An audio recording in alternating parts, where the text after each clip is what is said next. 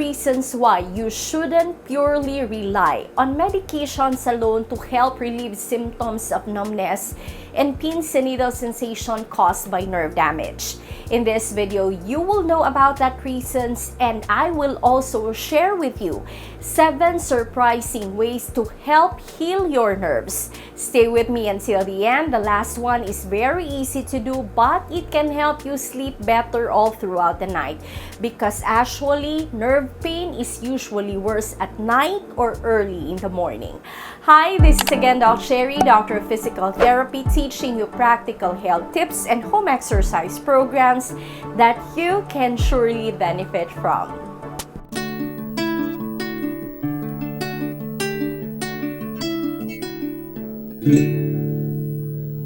If you're one of the many who's looking for alternative ways than simply just relying on medications alone to help alleviate numbness and pins and needle sensation caused by neuropathy, you made a good decision. Simply because nerve pain can be complex and it is multifaceted.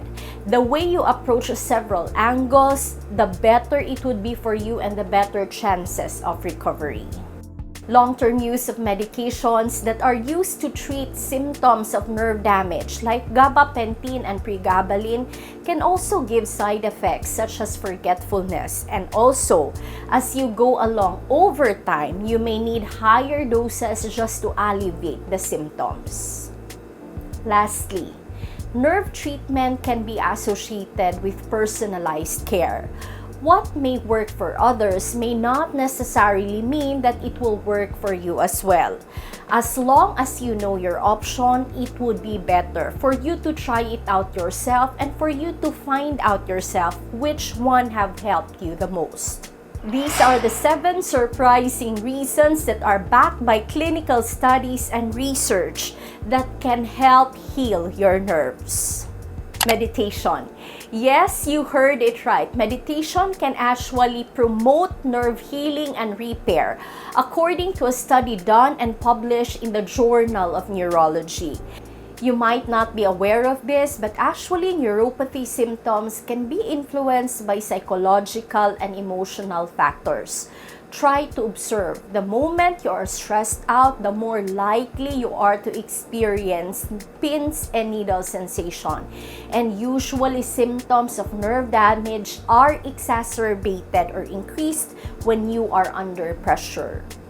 Meditation had been found to actually promote relaxation in your nervous system. That does not mean that it only relaxes your brain and promote mental health, but it can also relax your nerves as well, promoting nerve healing and nerve repair. So if you're one of the many who is suffering from disturbing symptoms of nerve damage, do meditation. Try to pause and take a few minutes each day. Try to incorporate this in your routine. This is an alternative way to help lower symptoms of nerve damage. Laughter. It is so easy to feel irritable and to feel grumpy, especially if you experience symptoms like sharp shooting type of pain caused by nerve damage, and especially if you haven't slept well the night before due to symptoms of neuropathy. However, do you know that studies have actually proven that laughter can also enhance nerve healing by simply releasing neurotransmitters in the body that would help with nerve repair? So if you're bothered by the irritating symptoms of neuropathy and nerve damage, you have the permission. Go grab your phone and watch a comedy video or even a funny meme. This will help you relax and it will soothe and lessen symptoms of nerve damage. This is also one of the reasons why patients in the clinic who laugh more, even despite experiencing these bothersome symptoms, often cope better and has better chances of recovery than patients who don't laugh as much. Attitude can really make a difference. Spices. It is surprising, but actually this is validated by research that cayenne pepper and turmeric can actually help you heal your nerves. Turmeric, for instance, has a compound known as curcumin. Curcumin is a natural pain reliever. Also, turmeric can also help protect your nerves from further damage. Cayenne pepper, on the other hand, it has a compound known as capsaicin. Capsaicin acts to lower your pain receptors. Actually, some topical gels and cream use capsaicin to lower symptoms of nerve damage. Initially, you will feel a burning sensation, and eventually, as you continue to use it, you will feel that symptoms of nerve damage have actually decreased. Your other option, if you're looking for a natural and topical way to relieve symptoms of neuropathy without the burning sensation, is to look for a product containing Arnica montana extract.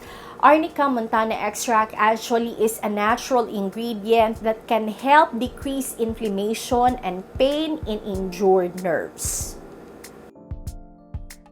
Social connection. Living with neuropathy is not easy. It can be emotionally draining, and at times it may feel like you are in isolation or you feel isolated and alone. Actually, talking to a friend, spending time with family members, these had also been proven by clinical studies to help lessen symptoms of nerve damage and help you cope with neuropathy. You can attend online forums or simply reading the comment section in our videos about nerve healing and home strategies to help cope with neuropathy. This is already helpful for you because it makes you feel that you are not alone in this journey. Although socializing will not actually get to the root cause of the problem of neuropathy, clinical studies have actually shown that people who have good emotional support are able to cope and recover better with nerve damage.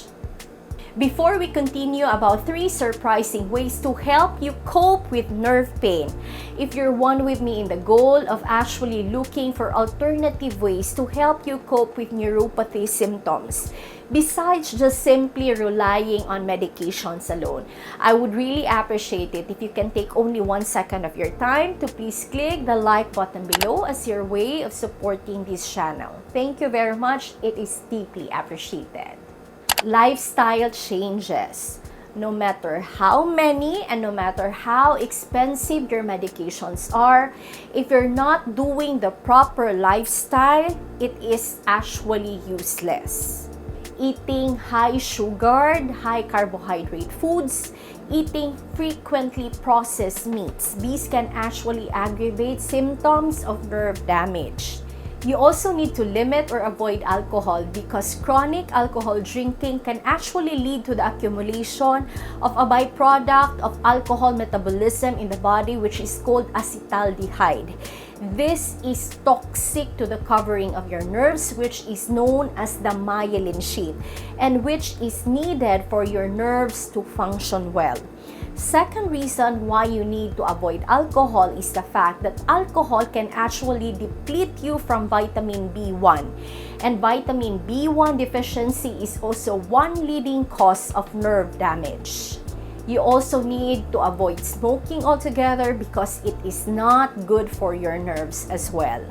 Use the proper lifestyle to complement with your present medications. That way, you will have a better chance of nerve healing and better recovery.